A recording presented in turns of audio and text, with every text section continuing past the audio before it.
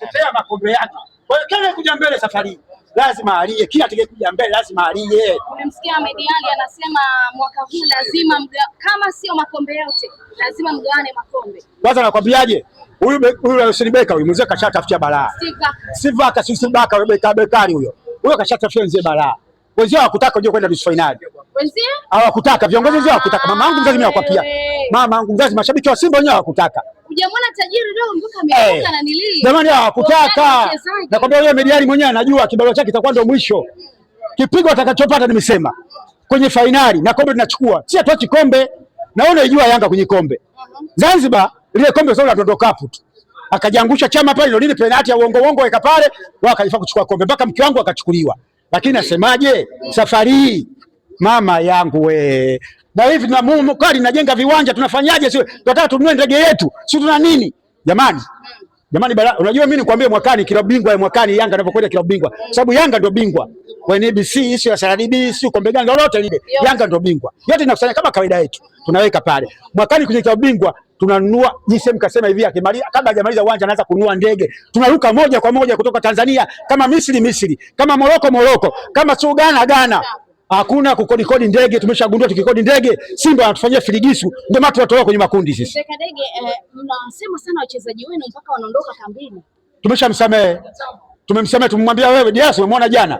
Mimi naambia kila siku Diara. Jana Mwamnyeto namzungumzia. Mwamnyeto kapteni anarudi, kapteni wa makombe wewe tumemwambia hiyo bahati mbaya. Si ndio tulivyo. Yaani si ndio tulivyo bwana. Yanga ni kubwa kuliko mchezaji wowote duniani. Yaani Yanga hata kama anakuja Messi atakuwa chini ya Yanga. Sawa bwana. Hata Diara mwenyewe alivyofanya kule alivyosusa kule anataka Krishiti sijui nonda saisusa kule. Tumemsema vibaya sasa tumemwambia tabia tuitaki. Mambo ya Krishiti wewe unajulikana ni golikipa bora hapa Tanzania na duniani kwa ujumla. Alafu umefanya mambo makubwa. Unasusa nini? Haya umesio tumefungwa sasa.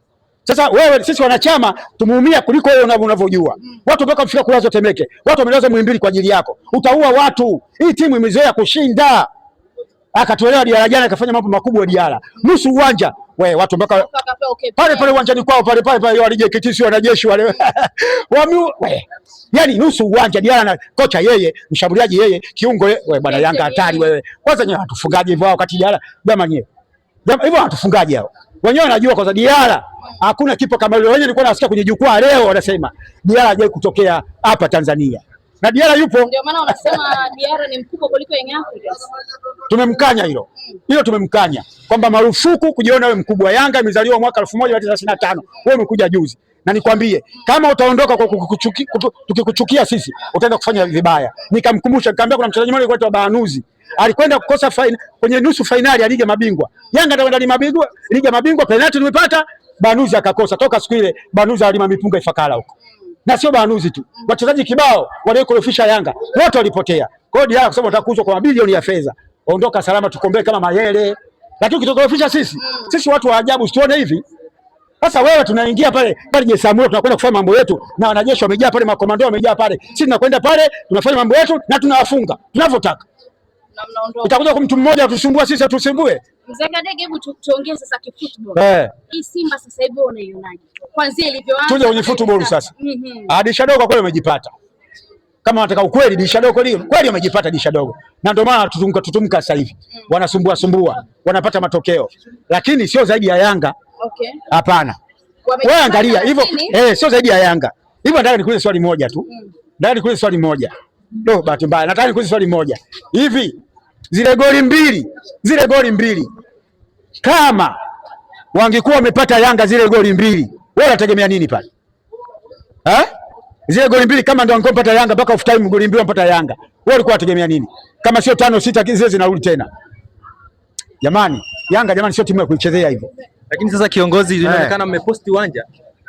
Tuwezi kupoteza uwanja, tunajenga kiwanja. Hivi sema grade yako pale yanaburuza pale kila kitu, Manondo wako pale, Wachina wako pale, Wajerumani wako pale, kila mtu yuko pale. Kila mtu analeta ramani yake nimekwambia. Uwanja unajengwa Afrika unje kuona. Nisi mkasemaje? Bora afilisike kuliko kujenga kiwanja cha ajabu ajabu. Hivi vyote viwanja vya ajabu ajabu hivi.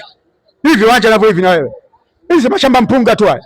Kiwanja kinajengwa na Yanga tu hapa Afrika. Wenzenu wanasema kwamba mnafanya mazoezi kwenye uwanja wa KMC.